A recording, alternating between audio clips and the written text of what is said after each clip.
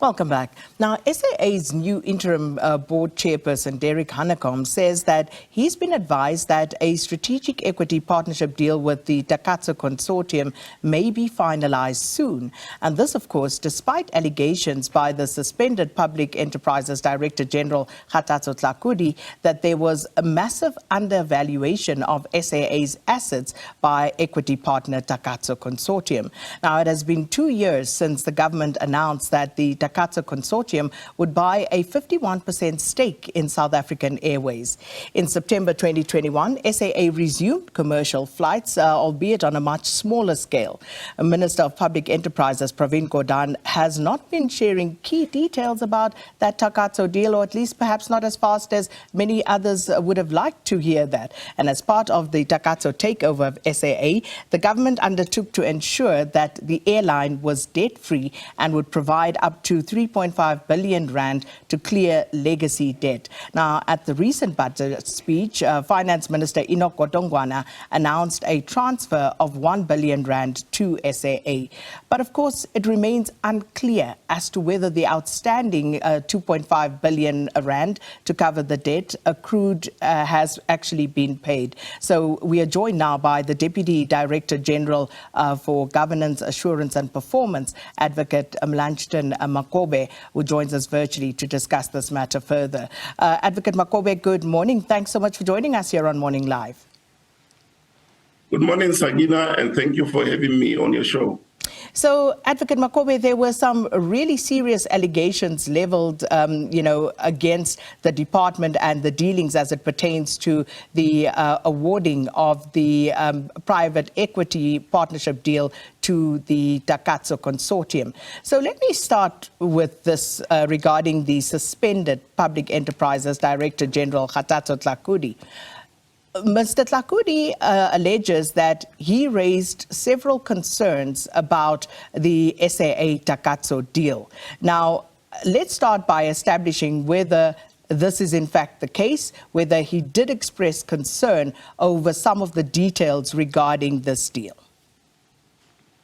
I think, Sagina, it's quite important to set out this context before I come to the question that you've asked. That when SAA was going through financial difficulties, there were two options for government. One, to allow it to get into liquidation or to restructure it. Now, the board of SAA at that time took a board resolution to place SAA under business rescue. Now, government had committed at that stage to pay all the historical liabilities of SAA. But furthermore, government had also taken a decision that going forward, they are not going to be making any capital injection into SAA, and that a strategic equity partner be sought for SAA. And then the department followed a due process, and I must emphasize, Takina, that a fair and a due process was followed to appoint the Takatso Consortium as a strategic equity partner in SAA. And by the way, the suspended DG was also part of a team from the department on this particular transaction. So we will discuss, of course, the transaction and see how best we can then undertake the transaction. But I must really say to you, Sagina, that we have really followed due process in bringing Takatso as a preferred strategic equity partner in SAA. So back to the question, did the suspended DG actually raise concerns about the appointment of Takatso as the preferred bidder for that equity partner stake? Well, he was leading the transaction. We will have discussions on the transaction, how best we can undertake the transaction.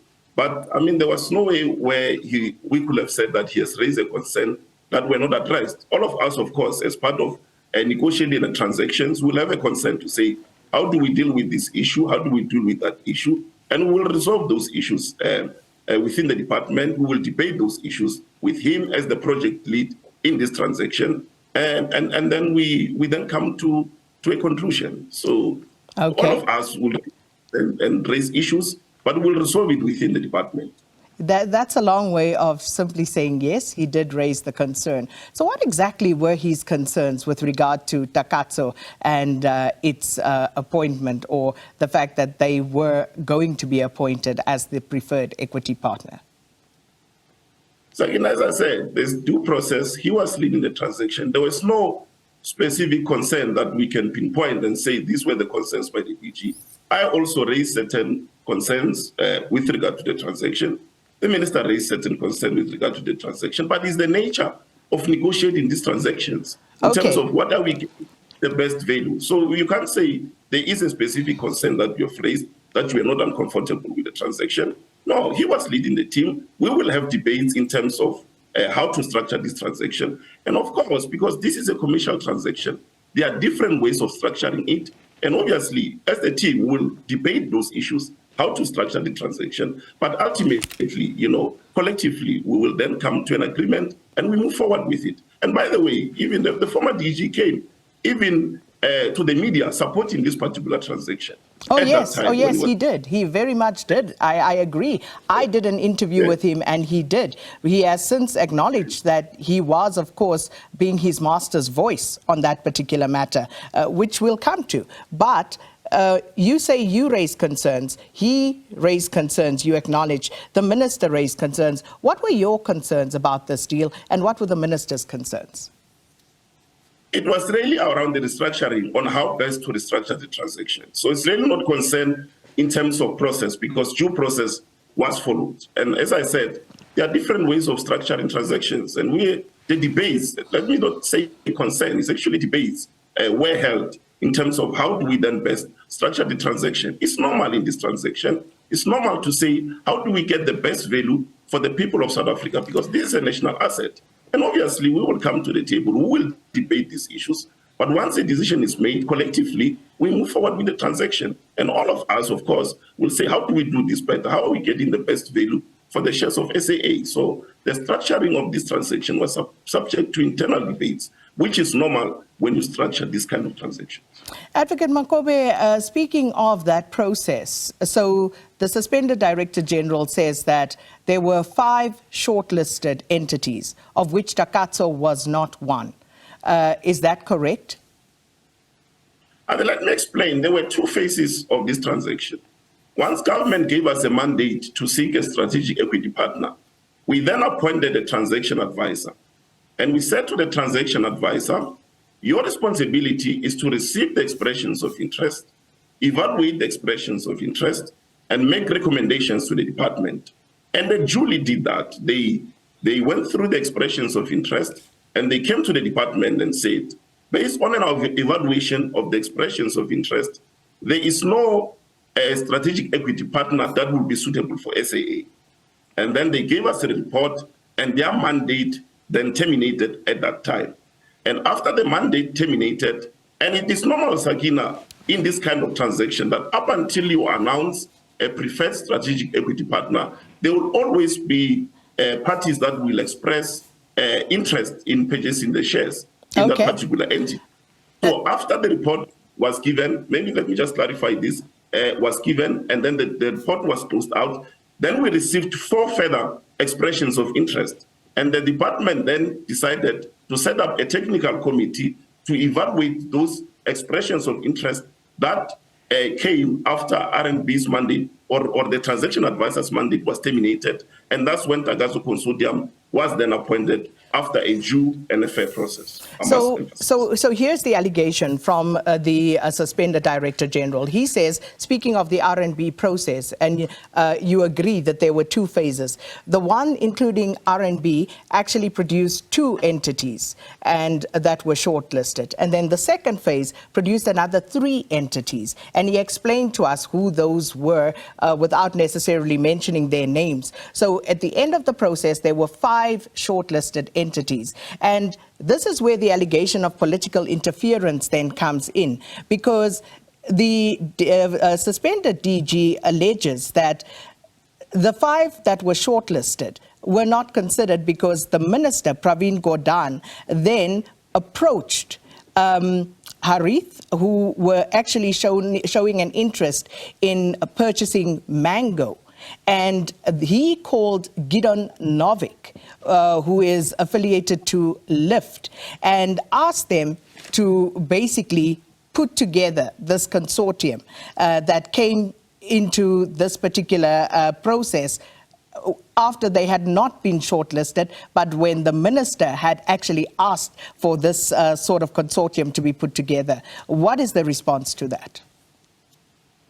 I think firstly, let me indicate that the minister has been on record denying with the contempt it deserves the allegations that he had interfered in this process.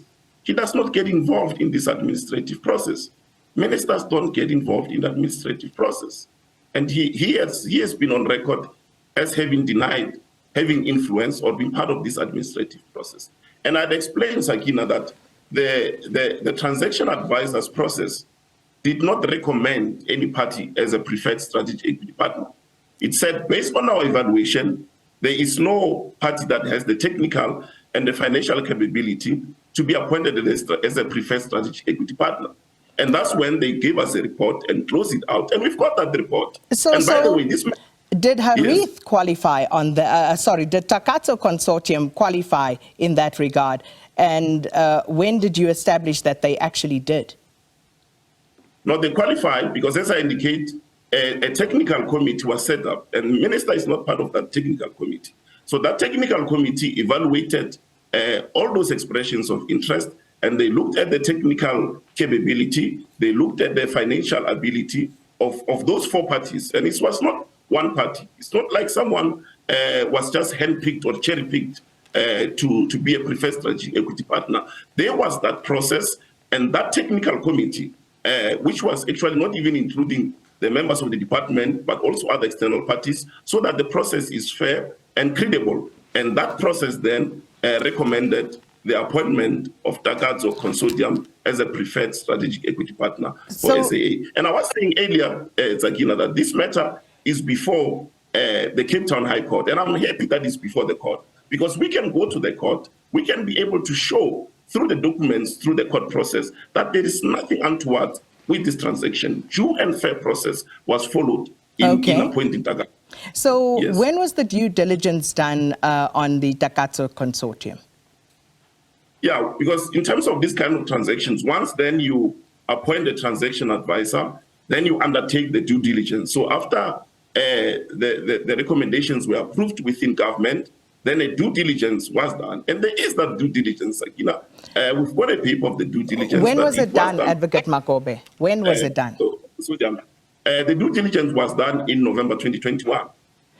When was the announcement made? When were the Takatso Consortium actually appointed as the preferred bidder and private equity partner for SAA?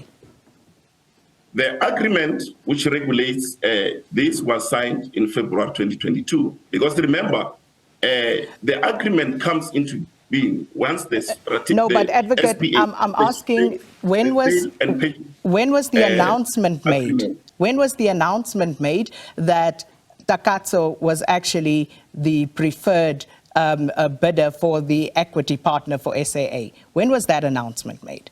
It was in June 2021 when the MOU was signed, and the minister then announced that Takatso will be the preferred strategic equity partner. So you make the announcement in June. Let me just premise this for you, Advocate Makobe. Okay. So you make the announcement in June, and then you embark on a due diligence process in November. Am I understanding you correctly? Yes, but let me explain this. But how does that work? But as part of the evaluation process by the technical committee, there is also an internal due diligence, because you can't appoint without that process being done internally. No, but I put it to you, Advocate Makobe, you did not do the due diligence, because even right now, let me ask you, how much has Takatso invested in SAA right now to date? No, they've not invested anything in SAA. Why not? And let me explain to you. They will invest once the sale and purchase agreement becomes effective. The sale and purchase agreement says this agreement is subject to certain conditions, which include the Competition Commission process. Once the Competition Commission process is finalized, that 3 billion will come into government. Because now, if the transaction is not, but let me explain this again, the transaction is not finalized. It's only finalized when it becomes unconditional. Now it is subject to the condition of the Competition Commission. If the Competition Commission says no, then the transaction collapses. If the Competition Commission says yes, then Takatso must bring in the 3 billion that they committed as working capital into SAA. And that's another story that we don't have the time for now, but I also want to touch on regarding Mango and its fate and this particular deal. But finally, because we're out of time, was National Treasury included in the process to identify Takatso as the chosen beneficiary for this private equity stake in SAA? The process was run by the Department of Public Enterprises as the shareholder representative, which by law, and in terms of the company's law and the PFMA, we are well within our rights to do that. And of course, after we have run the process, we then consulted with the National Treasury. But the department ran the process. So the answer is no. The short answer is no. No, we did make consultations, but on the process, and they... No, but I'm asking a very specific question, Advocate Makobe. Were they part of the process? Yes or no? The selection process, they were not part of, but they were consulted on the deal. Why were they not part of the process, and what concerns did they raise about this? No, because the department as the shareholder is by law the party that must undertake the transaction. National Treasury will not undertake transaction on behalf of the shareholder representative. The department is the appointed shareholder representative to deal with the transaction, and we are the ones that conducted the transaction. And by law, we are the party that is the shareholder representative. We made the necessary consultation after, of course, we have run the process, because by law, as the shareholder, we are entitled to run that particular process. By the way, when was the consortium actually registered, the Takatso Consortium? It was registered in July 2021. Remember, what it comes as a consortium during the selection process. So hold on, Mr. Advocate Makobe. So you said the announcement was made in June. Yes. And the consortium was registered in July. Yes. That doesn't, is that not curious? Does that sound right? It sounds right, because when you bid as a consortium. You don't know whether your bid will be successful. Once your bid becomes successful and your bid is approved as a consortium, that's when then you go to the CIPC and then you register a company. You can't register a company on the basis of bidding together. You just have what we call a joint bid. But you can, Advocate, and you know you can. But we're going to leave it there for today because we're hopelessly out of time. We're well into news time, and I apologize to our viewers for that. But thank you so much for engaging us. Advocate Melanchton Makobe, Deputy Director General for Governance, Assurance and Performance in the Department of Public Enterprises, responding to allegations by the suspended Public Enterprises Director General Kgathatso Tlhakudi that there was massive undervaluation, and we didn't even get to the undervaluation part of SAA assets by equity partner Takatso Consortium.